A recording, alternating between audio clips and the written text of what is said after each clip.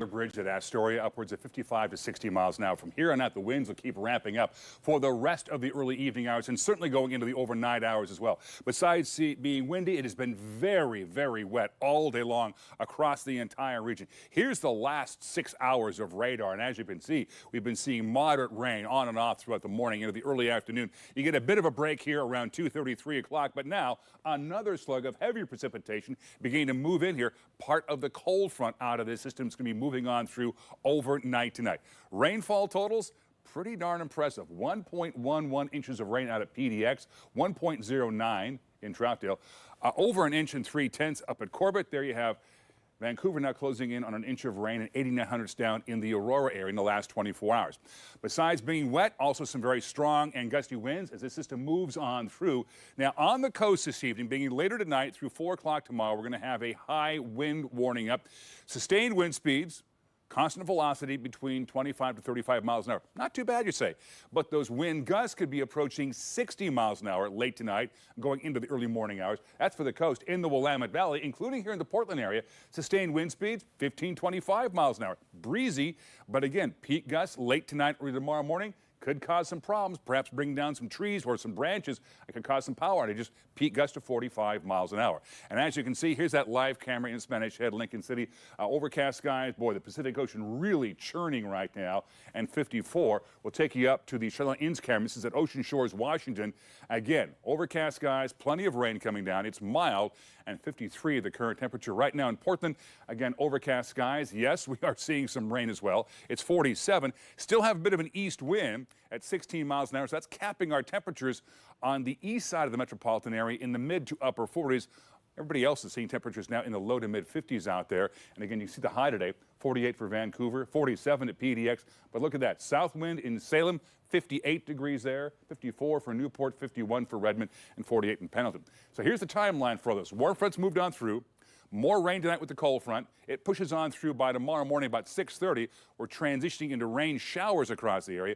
Winds are tapering off, and by late morning going into the afternoon hours, we'll actually see some sun breaks out there, and the winds much, much calmer. They'll be out of the southwest about 5 to 15 miles an hour at best. And snow in the Cascades, that's going to be right around the 6,000-foot elevation. So again, over the next 48 hours, we're talking maybe another 0.8 of an inch of rain coming online, and most of that for this evening. So forecast tonight and going into tomorrow, morning clouds on Wednesday, then partly sunny skies for the coast. And again, winds really backing off after about 5 o'clock tomorrow morning, southwest about 10 to 15 miles an hour, but mild 57 in Lincoln City. In the Willamette Valley, morning clouds, maybe a leftover shower, then mostly sunny skies here, and southwest winds about 10 to 15 miles an hour with highs again in the mid-50s.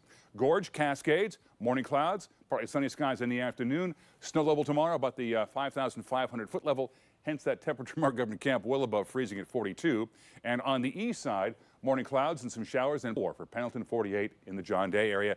Tonight for Portland, we're down to 48. Tomorrow's high is 54 degrees, maybe a morning shower. Mostly cloudy, chance of a shower on Thursday. I think a dry day, though, on Friday before wetter weather. Yep, that's back in the forecast, just in time for the weekend and heading in towards Christmas week.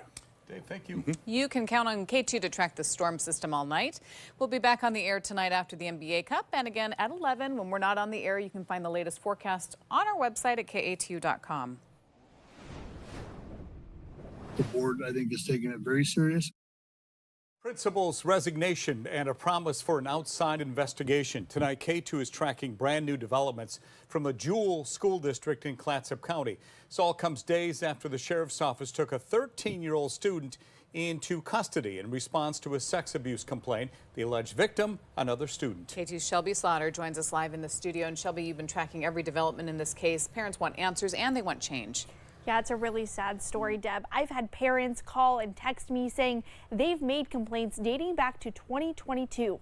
I've reached out to the school superintendent both via phone and email, and he will not get back to me on those allegations. We knew. We freaking knew. Parents within the Jewell School District telling the school board they should have done better. No child should ever have to be warned that there could be a predator in the bathroom at the school. When rumors and allegations of sexual assault from another student started to swirl around the school. The Clatsop County Sheriff's Office telling KATU a 13-year-old was taken into custody earlier this month following a complaint of sexual abuse. The alleged victim, another student. In the community, also this year, staff talking about a little more separation amongst our middle school, elementary, and high school. So we're working on moving in that direction. The school board and interim superintendent are vowing to make changes. To start, the school's principal, George Scott, has formally turned in his resignation letter in the weeks following the sexual allegations. Plus, the board says they will have an outside investigation, a person with no affiliation to the district. Next, implementing brand new policies, including more separation among elementary, middle, and high school students, new bathroom and hall pass rules, and a new door and security policy. And again, I've tried calling and emailing the superintendent's office, but again, none of those attempts have been answered. Shelby, what do we know about the outside investigation at this point? Great question. Well, we don't know much, and we won't know that for a while because the investigator will have a lot of data to go through, especially since the board has vowed to look into the last 3 years or more. The board prefaced by saying any information that the investigator finds out may take us a while to even get. I know you'll stay on top of it, Shelby. Thank you for that.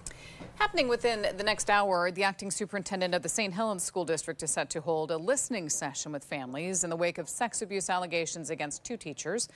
The district says 10 staff members are on paid administrative leave, including St. Helens High School principal Katie Wagner. She's also facing criminal charges for allegedly failing to report students' abuse claims.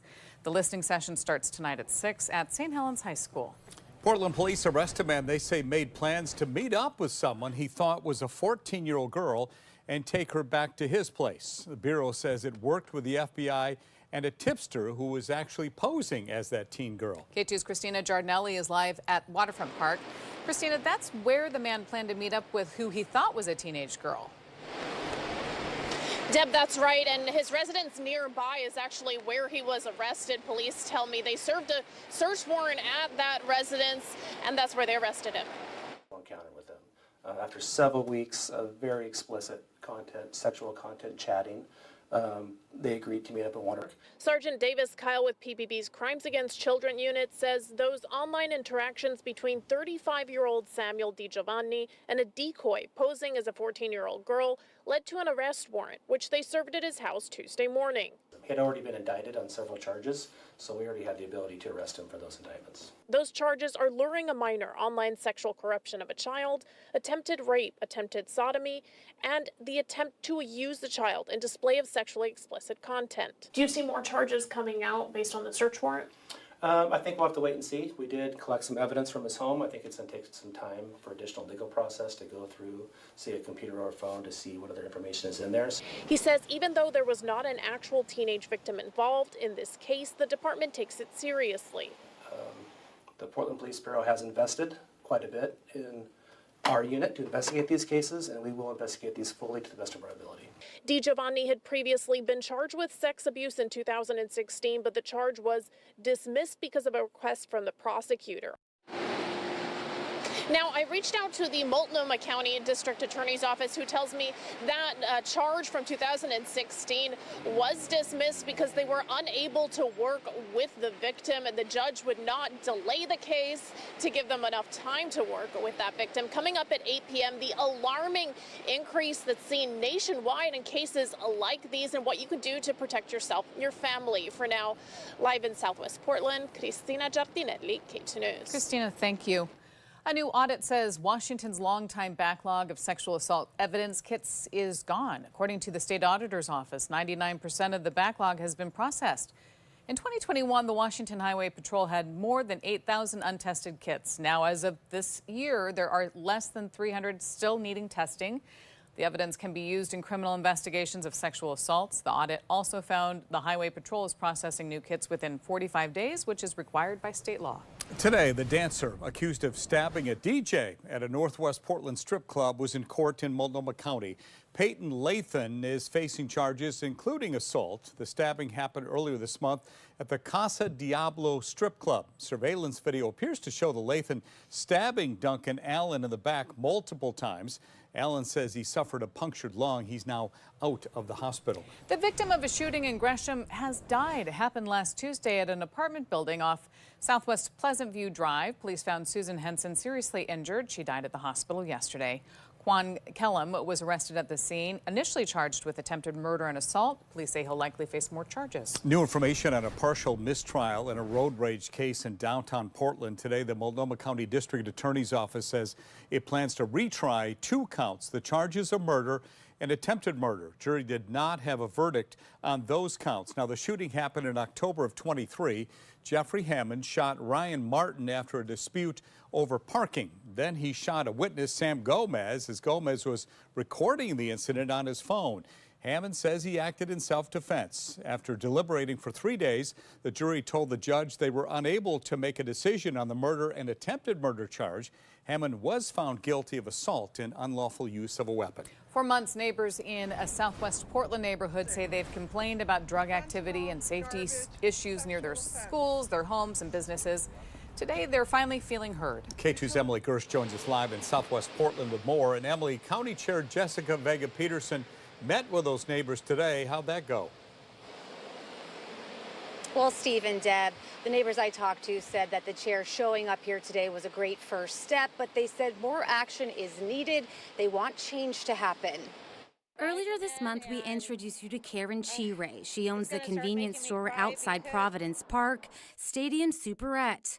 She told us she's tired of the regular shoplifting and drug activity on her property. She also told us, I will speak at every single Multnomah County Council meeting until they come out here and do a walk around our neighborhood and see exactly what it is that we're dealing with.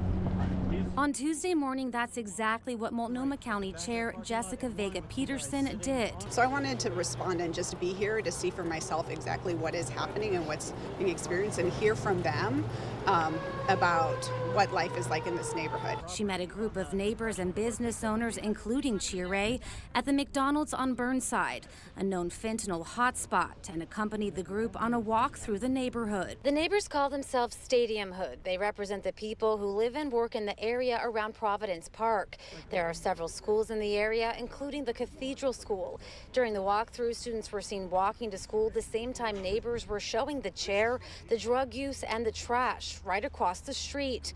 One parent told us how she feels about the chair showing up. I think it's great that she was able to come out, that she was willing to be here. But to be honest with you, I'm just weary about the kind of change that's going to happen. Now, I asked the chair if she plans to follow up with this group after today, and she said she would. The neighbors I talked to also said they plan to continue speaking out at city and county meetings until something is done. We're live in Southwest Portland tonight. Emily Gersh, KATU News. Thanks, Emily. KATU News will continue to track progress in that neighborhood. You can find developments on our website, KATU.com. First day of winter is this Saturday, December 21st, and local road crews are already prepping for the season. PBOT, ODOT, and TriMet making sure their crews and their rigs are ready for the potential of snow, ice, and heavy rain. While the agencies say they have the tools they need to handle the winter weather, they may not have enough staff. ODOT says they're expecting staffing shortages, and they say it'll impact their response. That means you may not see the levels of service that you've come to expect from us. This is due to budget shortfalls. We have over 25 positions in maintenance and operations that we will not be filling this winter season. We're doing everything we can to fill the vacant positions that we do have that we can hire for, and we'll shift our resources to the degree we can during large storms. Agencies also urged people to get familiar with TriMet now because it's often the safest and most reliable transportation during a storm. If you need to drive in winter conditions, make sure you're prepared with proper gear and backup supplies before it's too late. This is new tonight. This Thursday marks the beginning of the busy holiday travel season at PDX, and airport expecting 900,000 travelers between this week and January 5th. This year, all 3 of the busiest days are expected to fall after the Christmas holiday. December 27th shaping up to have the most traffic with more than 56,000 travelers. The 30th and 31st could both see just shy of that with 55,000 travelers each day. The rush comes as 40% of PDX's new terminal is still under construction. For many people who are traveling over the holiday season, this is going to be their first time coming through the new main terminal. And even though the layout is generally the same with the 2 security checkpoints and where the concourses are, the journey is going to be different. As usual, the airport recommends you arrive early for your flight, especially if you're flying on a high travel day. Also, good idea to check parking before you head to the airport, just in case the lot you had in mind is full.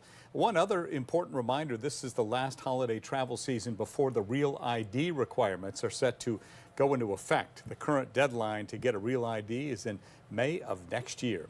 That's it for this special edition of KATU News. We're back with more local news on the air tonight after the NBA Cup. Have a great night.